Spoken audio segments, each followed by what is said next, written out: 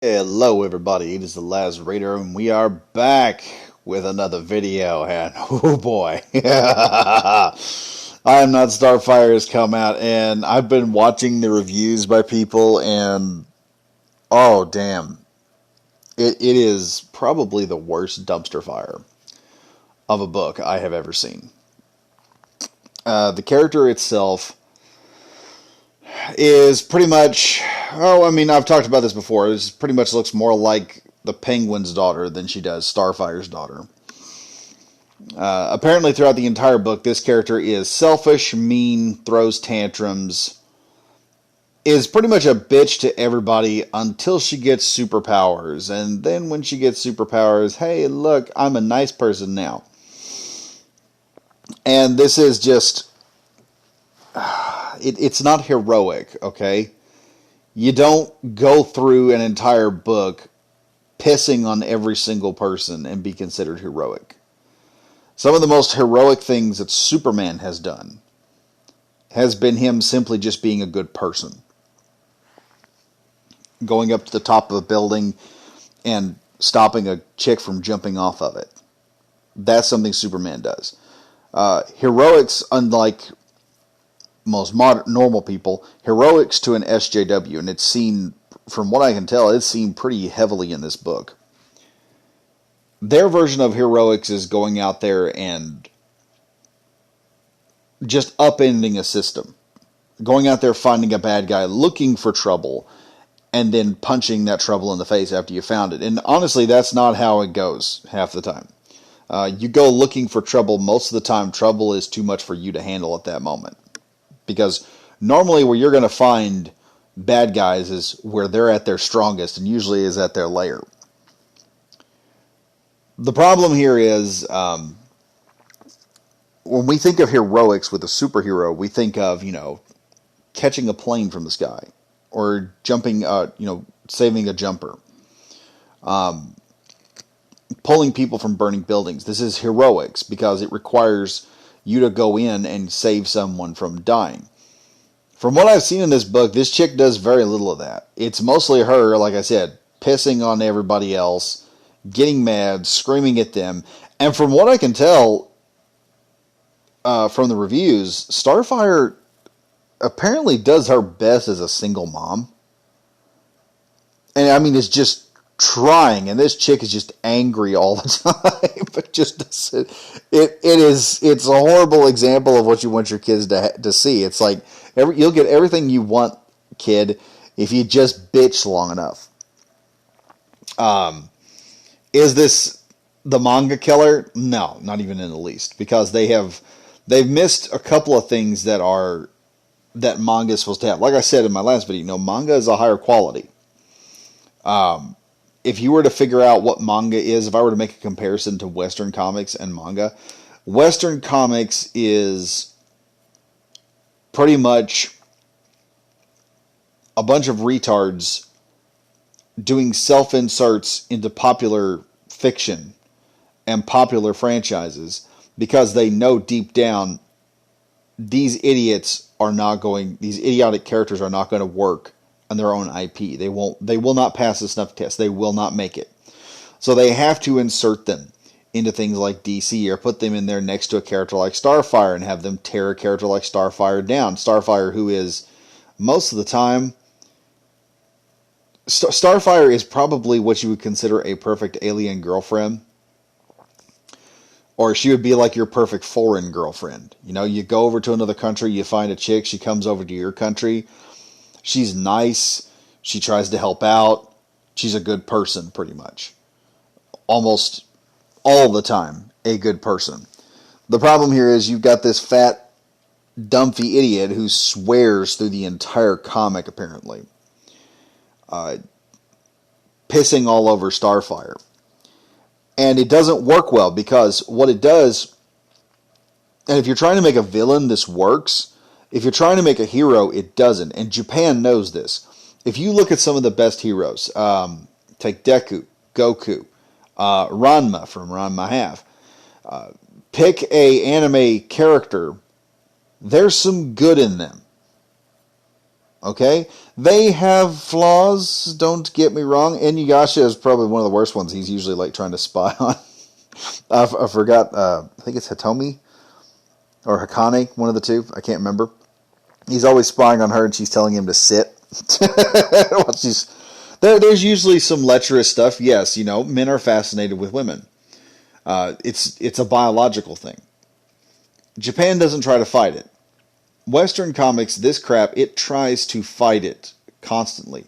If I were to say this, it's the way Japan handles an IP. If you look at how Japan handles DC Comics, they handle the DC universe like it's this artifact that has been hidden away for years in a museum, and we have been given the opportunity to display this artifact in our museum. They glove up. They have brand new white silk gloves that they wear every time this object is handled and brought out. It is placed on display. They do everything they can to respect the IP. This can be done by the West. The West has done this already with the game Ghost of Tsushima. Ghost of Tsushima is the same, has been handled with the same delicate care. The history of it was handled with the same delicate care as the Japanese handle Western IPs when they are given the ability. When they're given something very popular, they handle it perfectly. They do not put their own politics into it. They make it Japanese, but they maintain enough of it that you understand this comes from America. They have the IP correct. The characters look good. You look at Japan; they're putting out sexy characters. You're trying to put out this butterball down here. That's trying. You're trying to put this butterball out here and say, "Oh, this is what you should be doing." No. This is what you want people to look at because Mariko Tamaki does not have the self-control to not eat the ho-hos all the time. Okay? This is not superior. What is happening here is you're getting another example of the West faltering. I said this before. You look at Sony and the Walkman. When America decided, hey, you know what? We're going to make cheap electronics that break within a year. And Japan came along and said, hey, you know what? We're going to make good electronics that can last you a lifetime. Not only will our electronics last you a lifetime, they'll last you multiple lifetimes. And right now we're seeing this with Japan. Japan is making stories that you will buy, put into a bookshelf, and you will take out every so often, and you'll crack it open and read through your entire series of manga. The West is making throwaway garbage. They're making books that you're going to buy one time, you're going to read it, you're not going to be interested in any more of it, and you're going to chuck it. And that's what they want to do. They want to make quick, disposable entertainment that doesn't age well and is gone with the next day and you've completely forgot about it. That's the problem here. We are at that point. And can the West do it? Yes, the West has done it. The few times that the West can get in there and get it done properly, they can do it. The problem is, the moment a company starts doing good, immediately the SJWs in our country want to go in there and take it over. They immediately come in and say, hey, it would be best if you added this character and just, you should have a gay character. And they're like, oh, so you want to make a brand new superhero. Take Marvel, for instance. I guarantee you there was a situation that happened where Marvel said, hey, we want to make a brand new gay superhero. And Marvel's company said, yeah, you know what, that's great. We could hit that demographic right now. So who's this new unique superhero that we've got? Iceman. Iceman's not gay. We'll make Iceman gay. But that's not new or unique. Well, yeah, Jean Grey will mind rape him and we'll make him gay. Well, that's not unique or anything, and that's insulting all the fans before. You've got multiple fans who are used to Iceman being straight. Then you suddenly flip his sexuality so that you can have a gay character. Why are you giving these people hand-me-downs? That's the problem here. And the problem with Starfire is it is not something you're going to want for young adults. I will quote Keenan from Clownfish TV.